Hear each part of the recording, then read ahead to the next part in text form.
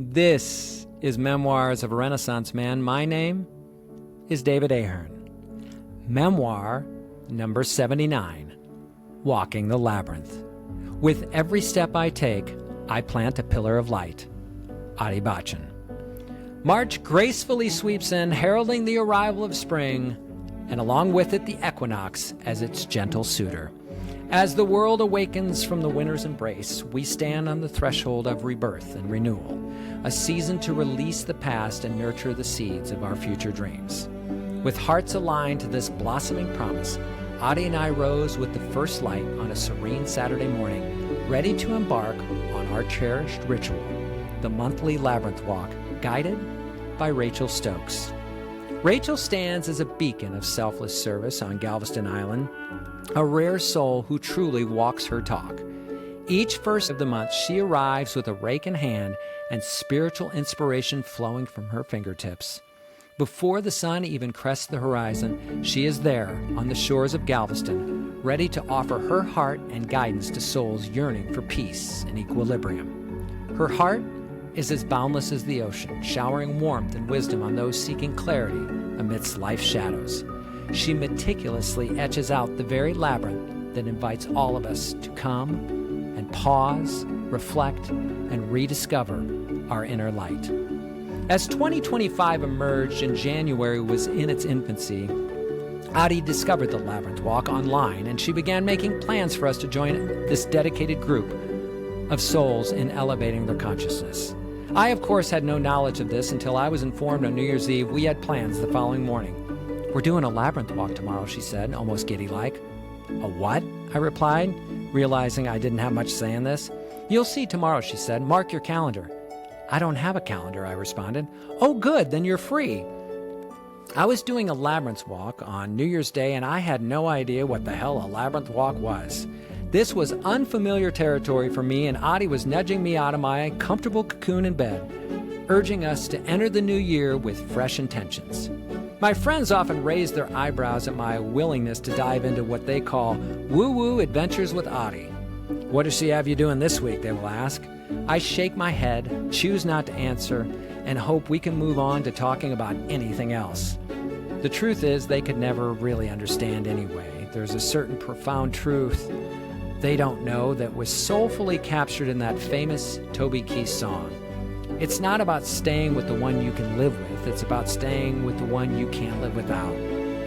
Adi has a way of stretching the boundaries of my world, taking my hand and leading me into realms I never thought I'd traverse.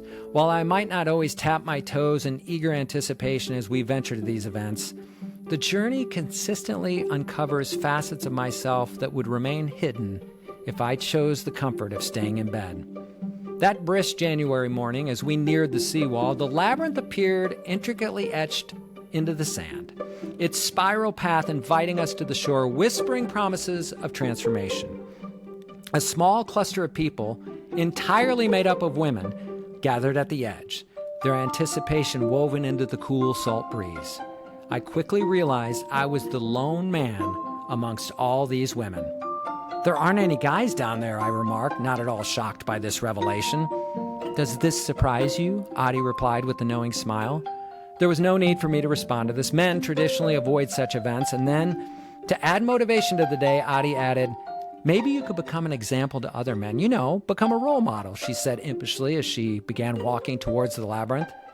I paused, momentarily lost in contemplation, pondering why I let myself be swept into these unusual experiences, and then I remembered. It's not about staying with the one you can live with. It's about staying with the one you can't live without. I shook my head and I hurried to catch up with Adi as she joined the gaggle of women eagerly chatting about what was to come. As I stood watching her talk, I silently wondered, what exactly is a Labyrinth Walk? I hadn't even thought to ask her on the car ride over, and now, with ample time at my disposal, I mused on this mystery, realizing only later in the day the depth of its meaning. I would soon discover that the labyrinth is an ancient symbol found across various cultures and epochs. While origins trace back thousands of years to early representations in Crete and Greece, Unlike a maze, which is designed to confuse, the labyrinth serves a different purpose: to help people find themselves and shed the very things that prevent us from being our most authentic selves. A labyrinth offers a singular, winding path leading to a central point and then back out again. It's a metaphor for life's journey, mirroring the twists and turns we encounter as we seek to find our center. Throughout history, labyrinths have served as sites of sacred communion. From medieval times, when they graced the floors of grand cathedrals, offering a symbolic pilgrimage for those who couldn't travel far, to modern times on sandy shores and tranquil gardens, their appeal endures, a testament to the timeless nature as tools for reflection and renewal. Standing there, poised on the cusp of my own walk, I allowed this information to settle within me, appreciating the richness of the practice I was about to partake in. Walking the labyrinth is intended as a meditative practice, providing participants a unique opportunity to quiet the mind, open the heart, and uncover their inner truths. The choreography of the walk is simple yet profound. As each footfall marks the sand, the journey inward begins, a pilgrimage to one's inner landscape. Every step is a release of burdens. Every turn is an invitation for insight. Participants often approach the experience seeking clarity, healing, or inspiration, supported by others who hold space for their inner healing. The motivations and aspirations of each participant are as diverse as the paths they tread. Some seek solace in silence. Others desire answers to lingering questions. Many wish to embrace the serenity of being fully present. Regardless of intention, the walk holds the possibility of personal growth and transformation. Yet, it is the simple act of showing up that enables one to fully reap the benefits of this communal journey towards healing. There is a caveat. We must show up on the first of every month as a commitment to our inner journey, a testament to expansion and growth. Before we begin the labyrinth, Rachel gathers the group in a circle, her voice a gentle guide imparting the labyrinth's ancient wisdom. Unlike a maze, she says, which is designed to confuse and disorient, a labyrinth invites only one direction, inward, towards healing. Her words weave through the group, setting the stage for our journey. As some walk the labyrinth's path, the rest of the circle form a perimeter, moving clockwise with open palms, offering healing energy. This act of holding space has a profound exchange, a testament to our interconnectedness and spiritual growth commitment. Each of us take a turn, embracing both the roles of healer and seeker. It is an organic dance of energy and intention, the ultimate act of spiritual healing and growth. On my first encounter with the labyrinth, I volunteered to step in first, eager to immerse myself in this transformative power. The initial walk was a leap into the unknown. I emerged feeling renewed and introspective. On my second visit, I found myself amidst the journey, embraced equally by those offering support and those seeking it. This balance taught me the reciprocity of giving and receiving, an essential lesson in our spiritual evolution. And now, on this most recent walk, it naturally unfolded that I went last. Standing on the cusp of stepping within, I felt the accumulated energy of those before me, every step taken and every intention set resonating around me. In the center, as I stood looking out at the vast gulf, I recalled a meditation I had weeks prior.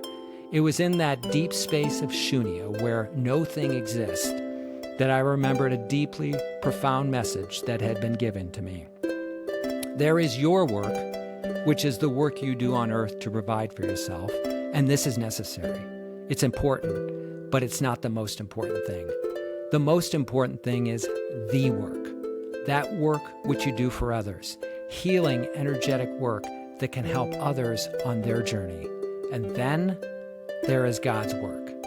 Don't ever let your work get in the way of the work. And by doing the work, you will be assisting in God's work. By witnessing each stage of the labyrinth walk, I've come to understand that healing is a continuous, multifaceted journey. Each role, whether offering support or embarking into the center, contributes to our collective transformation, a testament to the labyrinth's profound and timeless power. This power awaits us each month if we only have the courage to face ourselves. while allowing others to face themselves. This is the very essence of spiritual healing. When communities come together to support one another in the world that can often seem cruel and without understanding, it is together that we find our truth deeply hidden within our hearts. We are here to do the work in support of God's work. As Adi says, we are here to plant a pillar of light with each step we take. We just have to show up, taking those steps on the first of every month on the beaches of Galveston Island. For more, go to daviddanielbooks.com.